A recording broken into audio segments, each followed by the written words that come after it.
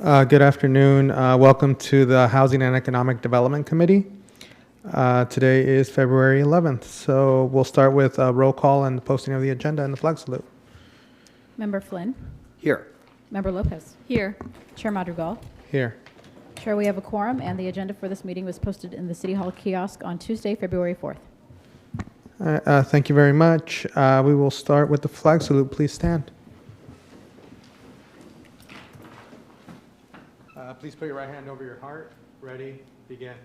Pledge allegiance to the flag of the United States of America and to the republic for which it stands, one nation, under God, indivisible, with liberty and justice for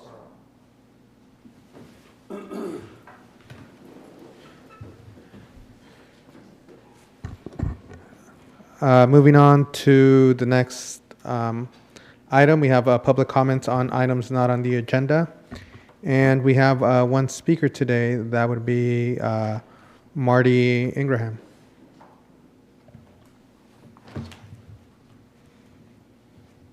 Good afternoon, everyone. Thank you for giving me the time.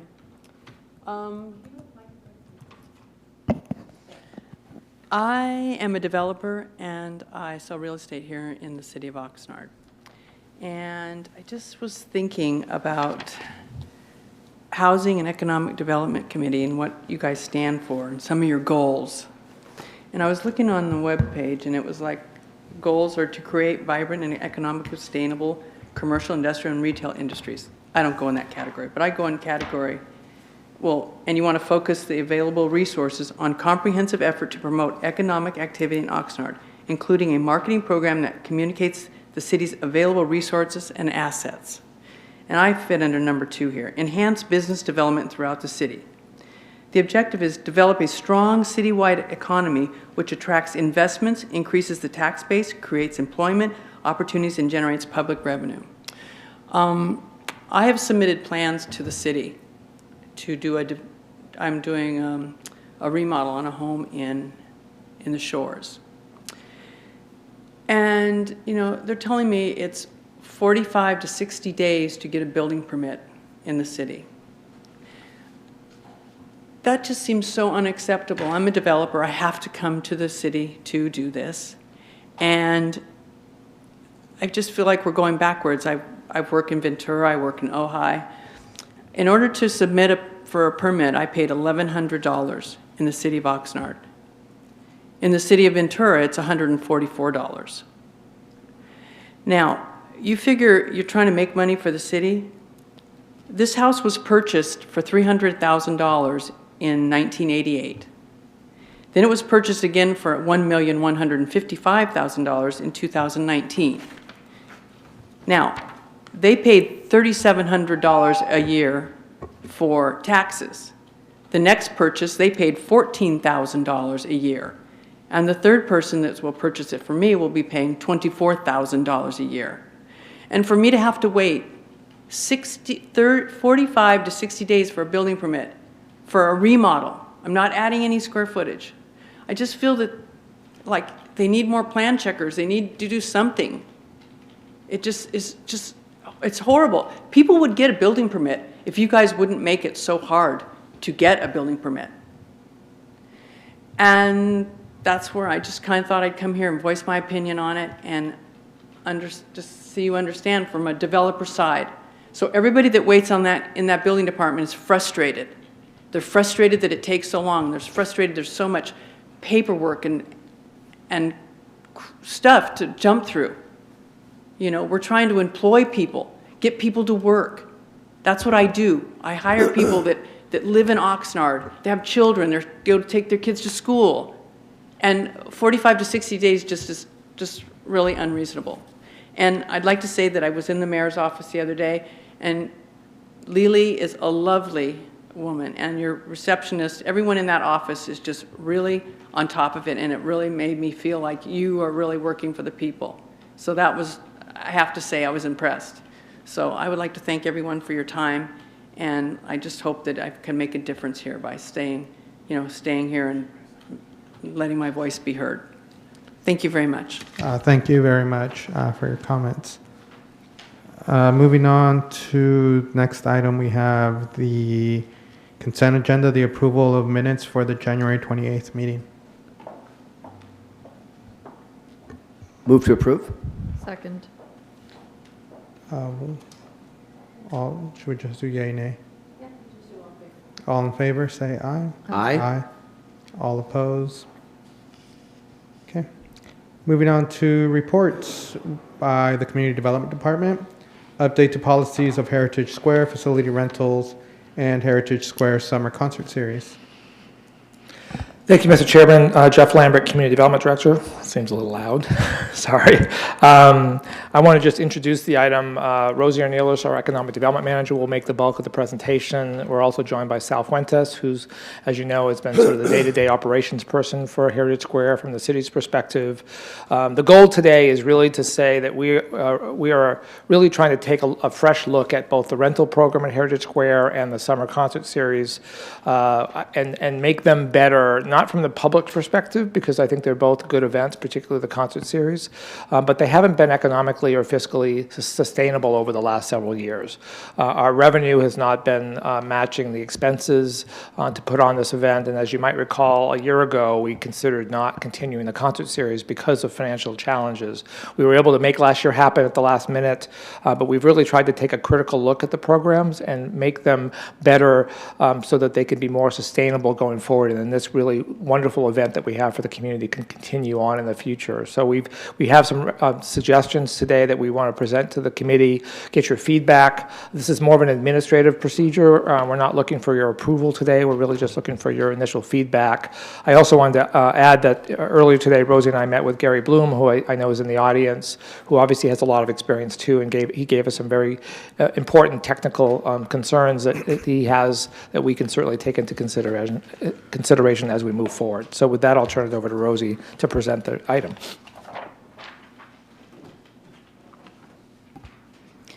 Good afternoon, Chair Madrigal, Mayor Flynn, and Councilmember Lopez.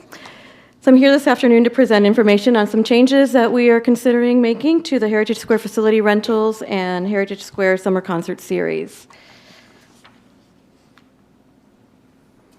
For those who may not be aware, I thought I would start with a little bit of background information on Heritage Square. Heritage Square opened in 1991. There was a total of 14 restored historic buildings, which have been repurposed for a variety of business uses. The former redevelopment agency, which is a community development commission, purchased 4 of these buildings as part of a redevelopment project. Heritage Square Hall, which is also known as the Chapel, the Winery Building, the Pump House, and the McGrath House. In 2018, the McGrath House was sold to a private party, and it now houses the La Dolce Vita, which is an Italian restaurant.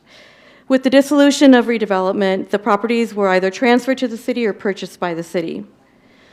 The Heritage Square Property Owners Association owns, manages, and maintains the common areas in Heritage Square. Each property owner pays association fees on a pro rata basis, which is based on the square footage of his or her property. Over the years, the city made contributions to the association that ranged anywhere from $19,400 to $59,000 because they wanted a level of maintenance that was above the normal standard. They wanted it to be maintained at a very high standard. So this maintenance subsidy was something that the city gave to the association over and above the annual fees that they were paying to the association. On July 1st, 2016, the city entered into a formal agreement with the association in which they agreed to pay $25,000 per fiscal year for the exclusive right of the common areas of Heritage Square, and that also gave them the right to rent that out. That agreement expires on June 30th of this year. Under this agreement, the city operates the Heritage Square Summer Concert Series, rents out the facilities, and holds other public events. So as we mentioned, the city rents out the common areas, which includes the chapel and the main plaza, for private individuals and organizations to hold events such as weddings, reunions, teas, etc. There's also a small congregation which rents out the chapel weekly and holds their Sunday school and weekly church service in the chapel. The other principal use of the common areas is for the Heritage Square Summer Concert Series. This year will mark the 28th year of this concert series. Over the years, anywhere from 8 to 12 concerts are held in a variety of genres. They're held on Friday evenings during the summer. Over the last 29 years, as you can imagine, the buildings have aged and maintenance issues and repair projects have begun to accumulate. So there's currently $118,000 budgeted in the capital improvement fund that would address some of the more significant repairs that are needed, including exterior paint, dry rot, and water damage. However, over the last few months, we've had a couple of other major repairs that have surfaced. We have a broken fire line that needs to be fixed and extensive gas line repairs. The cost of these two repairs alone is $18,400 to repair the fire line and $10,000, which is the least expensive way of dealing with the gas line issue. And basically what we would do is rather than repair the gas line, which would be very expensive, we would just convert to an electric system for our HVAC. And that would be around $10,000, which is less expensive than the alternative. Let's see, so we are, in addition to the monthly association fees, which are just over $13,000 this year, and the $25,000 that the city pays for use of the common areas, the city also pays for utilities, staff, and other operating expenses. And as Director Lambert mentioned, the revenue that the city is taking in from Heritage Square is not currently sufficient to cover the annual expenses, much less any maintenance or repair issues that arise. Property assessments have increased and are likely to continue increasing, and therefore we felt that it was imperative for the city to reduce expenses, look at ways of increasing revenues, and begin allocating funding for maintenance so that we can keep and properly maintain these properties. So we took a look at our facility rental program first and discovered that rental fees have not been updated since 2009, and they also do not take into account all of our operating expenses. Annual revenue from facility rentals averages about $27,000 per year.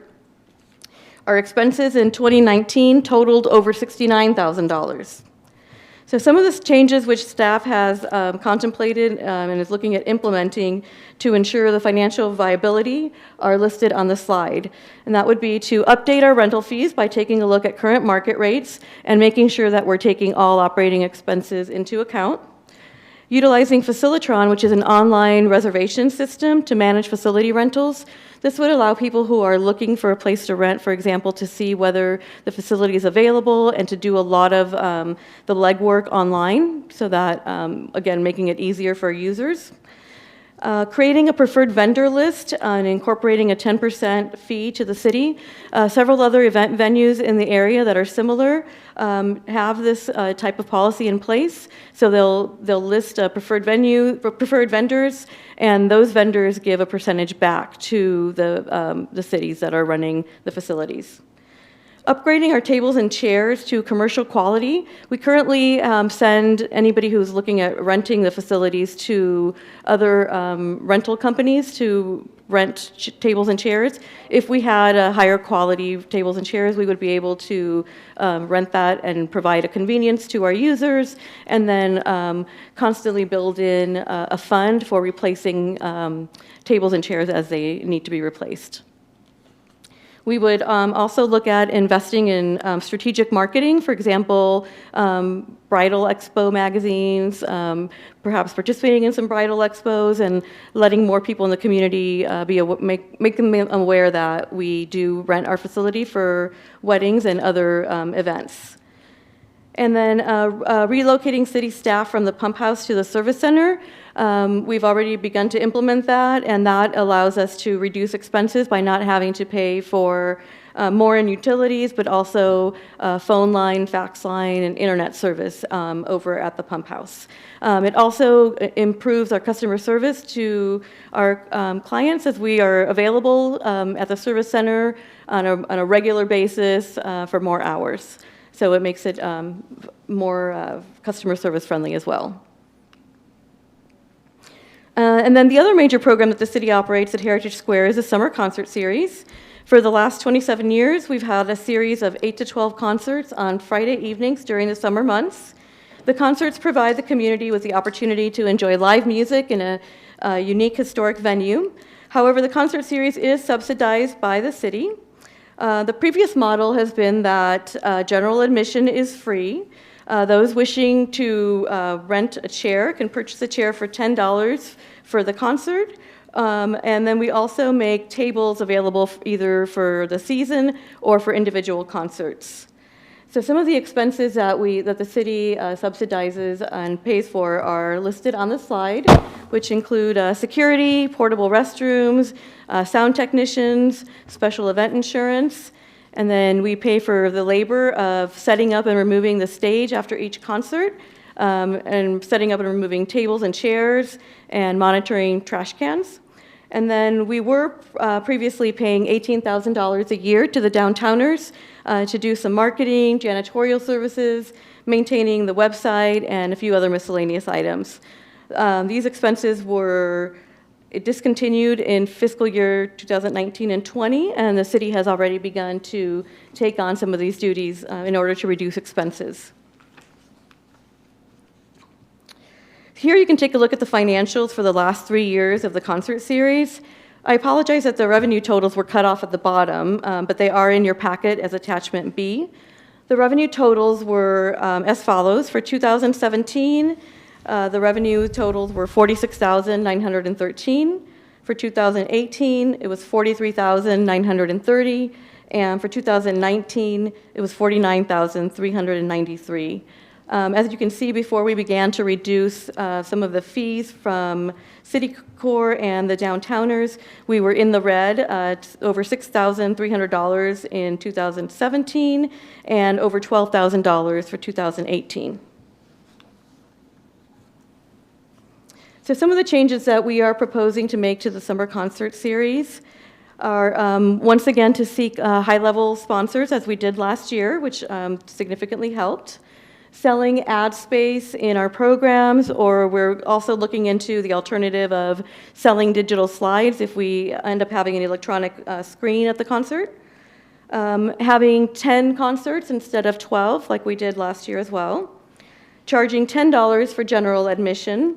However, we would make admission for children 16 and under would be free. And then we would also offer this year, the first 2 concerts would be free to give people ample notice that we're going to begin charging with the 3rd concert.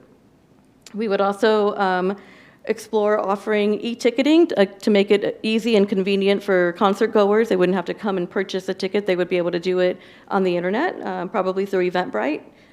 And we're exploring the option of partnering with local restaurants or food trucks to see if we can offer concert goers a variety of food and beverage options and charge a small fee so that the city could make some revenue on that as well. And then the biggest way of reducing our expenses would be by keeping the stage up for the duration of the concert series so that we wouldn't have to pay labor fees of taking down the stage every night after each concert and then putting it back up again the following week. So implementing these changes would allow the city to receive additional revenue to cover associated expenses, and it would also give us the ability to allocate funds for maintenance and repairs that arise for our properties. And these financial adjustments would be considered as part of the 2021 fiscal year budget adoption process. And so our recommendation is just that you receive information on these changes and that you give us your feedback. Thank you very much. We do have 3 speakers. First speaker is Gary Blum.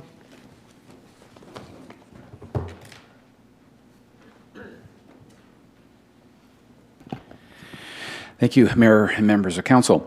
First of all, I want to say I really appreciate, from an historic perspective, the requirements that the city has to deal with, the financial issues. You know, when redevelopment was around, there were deep pockets and money that could pay for things and other objectives. So it's, you know, nowadays that's not an option at all. So I think addressing all these issues is a really big concern.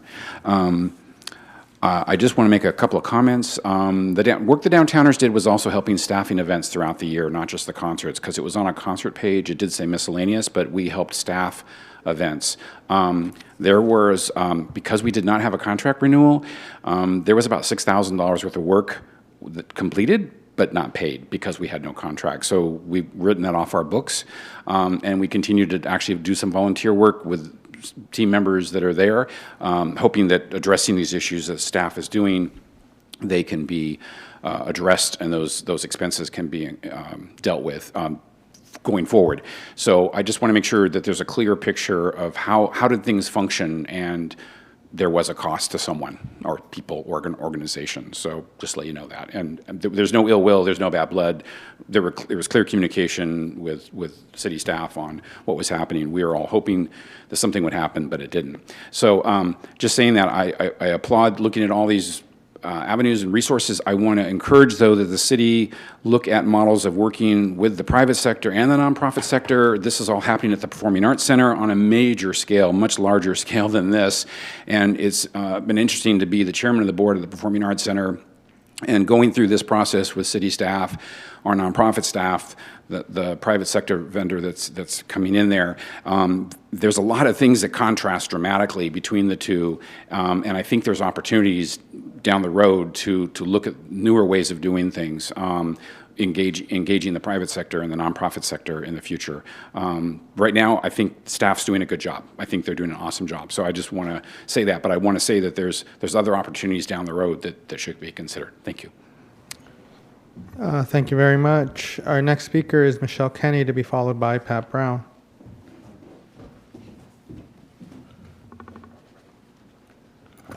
Good afternoon, everyone.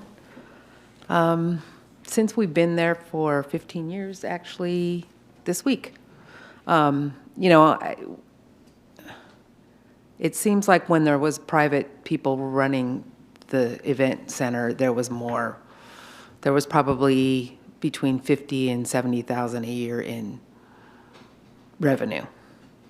I think there was at least in the 50,000.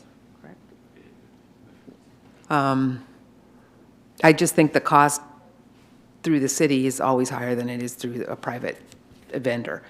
And I try to promote, I do a lot of marketing to, promote the square because I want to cater there, obviously. So the more we can, share that marketing, well, I mean, I take the cost because I'm doing it because I need to. But it would be cool if there was more marketing for the square and the plaza. And I think updating the equipment is a definite, because people do want to rent something. They want to rent better quality chairs and that kind of thing because they aren't. And there's no tables there, so they have to rent that.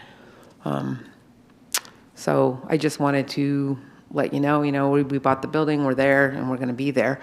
I don't know if, for the concerts, if the restaurants would be willing to come and try to sell something there without, and then giving a percentage. It's just, it's a lot of overhead for such a small group of people coming to the concerts. There's not that many people there that they can bring their own food. There's just a lot of options for the concert goer. So, I'm not sure how that would work, if it would work. And how do you get the percentage out of them also? But it's, I just thought I'd put my 2 cents in on that. Thank you. Thank you very much. Our last speaker, Pat Brown.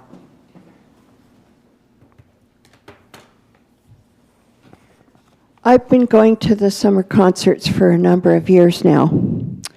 And I've heard the public saying there needs to be more dance floor. That's the dance floor there, everybody's just banging into each other, and they basically really can't dance. You just kind of stand there and kind of motion as if you're dancing, but you're really not. I've come up with some other ideas. Not to say that you have to go for anything, but I think it's worth looking at.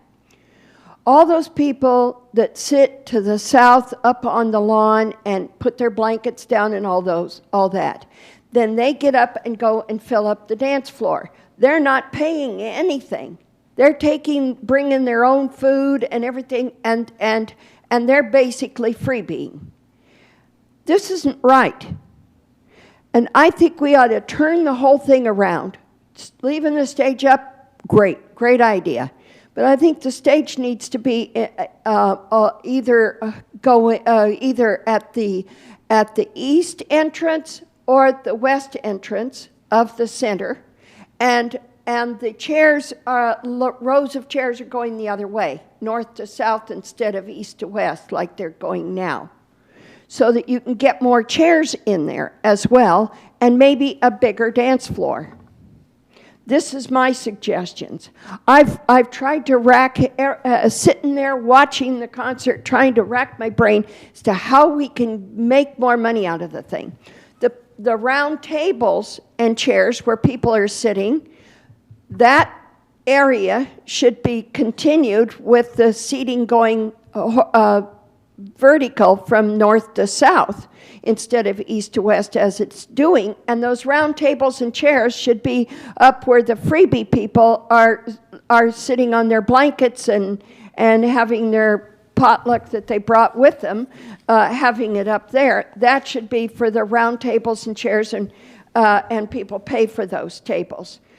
I don't think there should be anybody getting into the concert, even the perimeter around the complex, without paying.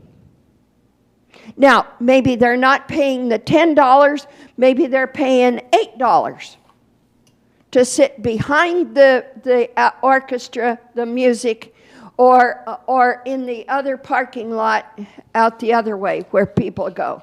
But I've watched, and a lot of people are getting up there dancing and enjoying the whole evening and never sitting down. I've watched them. They don't pay for a seat at all. And this is very unfair. And I think going with the seating going the other way, instead of the way it is, we can get more seating in, which means we can get more people to pay in. And I think that's very important. Thank you. Thank you very much. Mayor Flynn. Thank you very much. If we could go back to the revenue and the expenses chart just for a second. I don't know the expenses if they were added up. Wait a minute here. Or the revenue was actually added up. And so what I'm trying to do. It's over here, Mayor. In slide 10, or in page 10 of Oh. your packet, Okay. you'll see the total. Oh, okay, that would be helpful. All right, so 49, 40, 43, 56. So it looks like in 2019, this last figure, and I didn't have time to add them up, looks like the revenue was 49,000, the expenses were 40. So, right, so I mean, we actually not only broke even, but we had a $9,000 difference, right? So here's what I'm concerned about. What I'm concerned about, I'm not concerned about making the operation whole. That's not my primary concern, because why wouldn't we do that here? Why would we do this at the Performing Arts Center and not do it here? I mean, it would be totally inconsistent that we're really focusing as a city on delivering a core of services that is far more limited than the services we delivered 20, 30, and 40 years ago.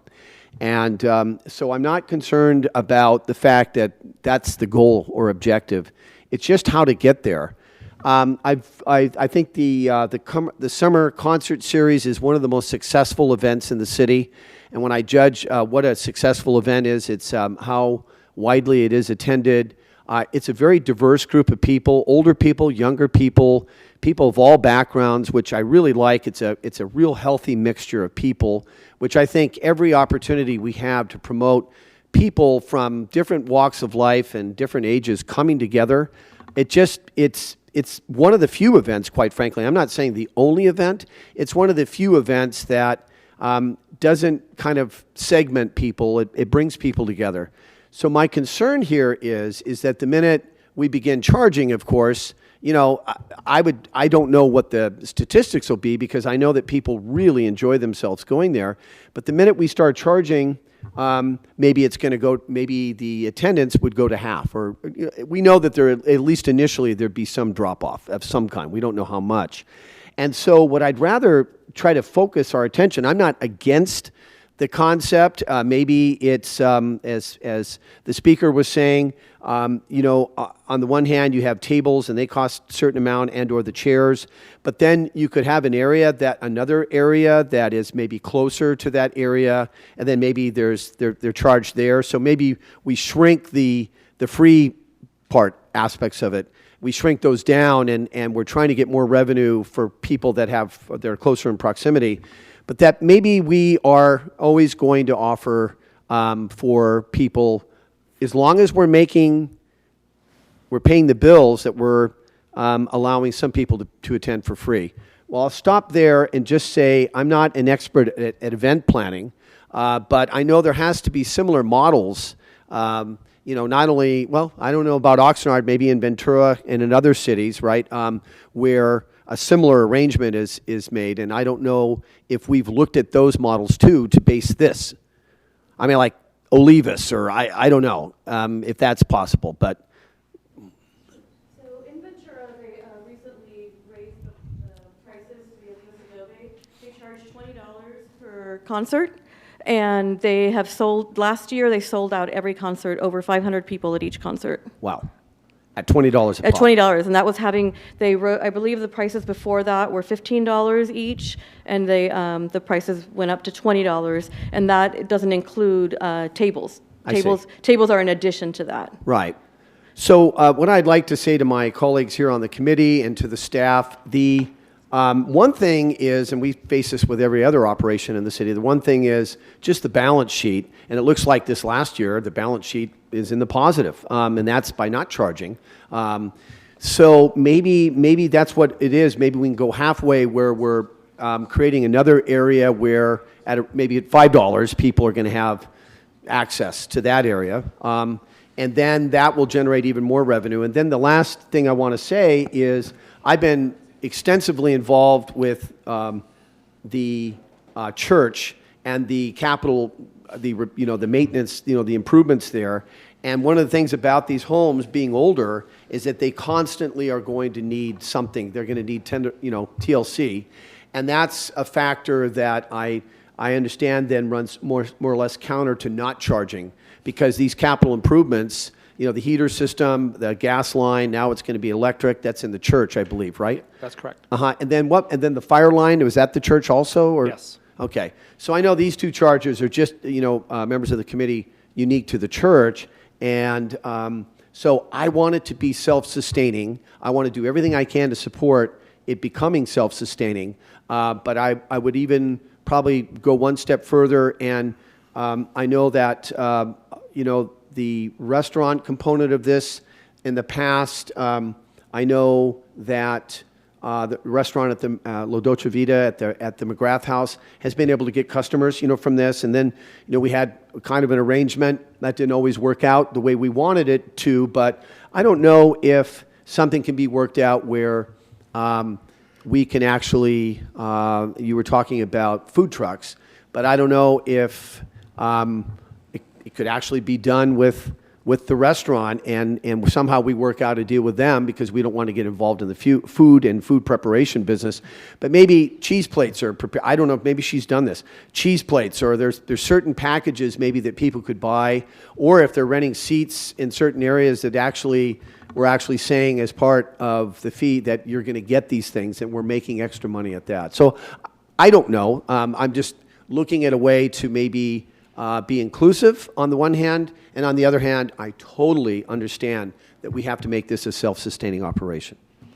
I just want to make a couple comments based on your comments, Mr. Mayor. One is, if you look at the chart, the factors from the 2018 to 19 year are pretty clearly the cost of City Core. If you look at City Core in 2018, it was $18,000. And in 2019, it was just under $10,000, so the cost went down a lot. And then if you look at the bottom under revenue, the sponsorships went from $9,500 to $18,000. So that's the difference between those 2 years. And one of the things we're suggesting as we go into the budget cycle is, if we can increase the project line item revenue and expenditures, we can spend more to reinvest in the concert series, if we can bring in the revenue that's equal to those expenditures through sponsorships and other ways. So we are trying to look at both revenues and expenses to bring this into alignment. And I'm very, and to say to you, Mr. Lambert, and to my colleagues, I'm very much supportive of this effort. I want to thank you for going forward on this effort. It's like every other operation right now in the city. We're looking for these operations to be self-sustaining outside of a core of services that we provide. And I'm very open to it evolving, and perhaps we can provide some free spots, but less space for those. And then we're charging money, not as much, but less in a closer proximity. So the closer you are to the concert venue, the more money it is. All right, thank you very much. Councilmember Lopez. Thank you. I do think and appreciate the feedback on, you're looking at the Olivas Adobe House and, looking at other similar facilities about how they're working, because then it's helpful to see what practices we can implement here, and understanding that we do, we're having to look at things differently nowadays, and looking at, the funding and revenue and the expenses. And I do appreciate the feedback, provided by Mr. Blum and Ms. Kinney. And I'm wondering if there's anything that Mr. Fuentes can share, based on what he's seen, that, if the conversations that you've had, that would be helpful to also, any feedback, or not to put you on the spot, but if there is anything, based on the work that you've been doing there. Yeah. I think we've really dissected all our efforts into what we can do to continue the concert series and the venue itself. We're open to suggestions and any recommendations that you may have. Okay. So, yeah, Okay. that's about it. Thank you. Thank I appreciate that. It's hard to put you on the spot there. No problem. And, one of the thoughts that came to mind on the marketing side is, to what level and how are we working with, Visit Oxnard on this aspect, and really, taking advantage of those opportunities, considering that Heritage Square is such a key place to downtown Oxnard and the history of Oxnard. So I think that piece would be helpful to also look at. And I think that, that was about it. I understand the mayor's concerns about implementing a price for attendees at the concert, but, considering, how often or how many concerts does a person go to? Could there be maybe a discount if they purchase, more than one ticket, or, if they attend more than one concert? So just kind of looking at that value, so that there is more consistency and more interest in going to more than one. So, thank you. Thank you. Concerns about the summer concert. The hard part with even charging, though, is Heritage Square is wide open. There's no way that you could tell someone they can't walk on the sidewalk there. It's so easy for them, even if they're not directly at the center. People could just be dancing away on the sidewalks around A Street, 7th Street, 8th Street, or B Street. Realistically, how would you even be able to enforce someone being charged those whatever the monetary pay will be? Simply Olivas Adobe is enclosed. There's an entrance, there's an exit. So that's something that will be very difficult to take into consideration. And roughly, what was the attendance last year for the summer concerts?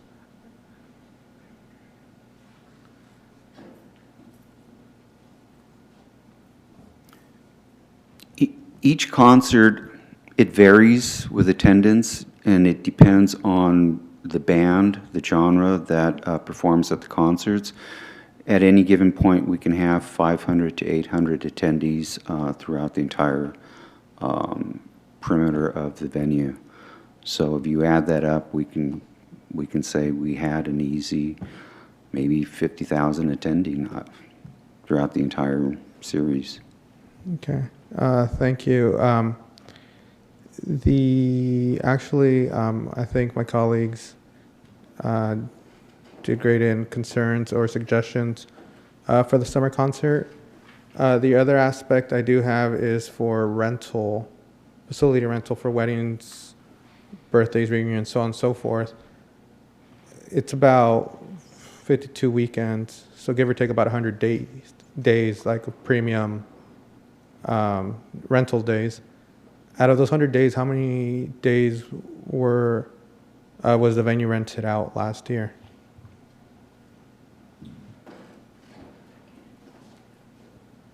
Unfortunately, I don't have those numbers. We don't have a primary marketing budget for weddings or private events. Gosh,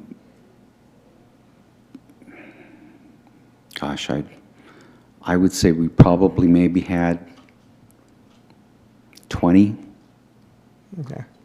Yeah, because I have an issue with increasing the facility rental prices if no one's renting the actual location to begin with. If it's rented out 20% of the year, then we're probably going to lose, give or take, half of that or even a quarter of that. So realistically, we'll be losing more money than what we are gaining. We're hopeful that if we can market the facility more, I'm not sure that the lack of rental has been based on the price, and if we increase the price, it will get worse. It might be because we haven't actively marketed as much as we could, as Michelle was saying. So we're hopeful if we can bring more attention to the option available. The online services can bring accessibility to the facility that people don't have today, that we can get more revenue from additional activity, and the price won't be a deterrent. But we won't know that until we sort of try it out. That's our goal, is to try to see this as a transition year, to see if we can adjust the prices, make more revenue without impacting the activity. Because I've been looking at rentals actually over the last 3 months, and actually Heritage Square is on the upper end of rentals here in the city of Oxnard. You have wineries that will give you a whole lot better deal than anything that is given here at Heritage Square. Also here in the city of Oxnard, I was just looking around the last 3 months, so I know that I understand it's very competitive out there, and I'm just like I'm really worried that if we increase the prices, we're not going to get many rentals out there. Can I say something? Or no? Yes, no? No? Fine. No? Yes. I did want to comment about the competitive, because I'm in that business, and there is so many more venues available than there used to be, because they need to make money too. Those wineries are closed during the week, and so they're all the wineries, all the beer places are, offering venues for whatever kind of party, and it's cutting into all of our, and they're cheaper, like you were saying, and you buy their wine, they'll let you bring in your own caterers, and so they're more flexible too than maybe we would be.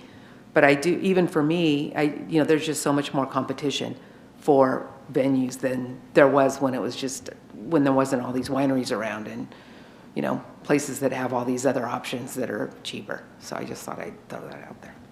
Okay. Thank you. Anything else from? Go ahead, Mayor. So I really want to kind of comment on, the full discussion that we've had, and I think I would imagine that the committee is committed to making this a self-sustaining operation. I don't hear that anyone saying, no, I don't want it to be self-sustaining. And so that's on the one hand. And on the other hand, there's obviously many, many ways to approach this. And even though I agree with the comments that were made about wineries and the competition and everything else, this concert series, and we have to begin to ask ourselves why, has been tremendously successful. In terms of attendance, just gauging it by attendance, it's one of the most successful events, I think, in the city. And certainly the fact that it's free, that people can bring their own everything, is a major component of that, why it's successful as it is.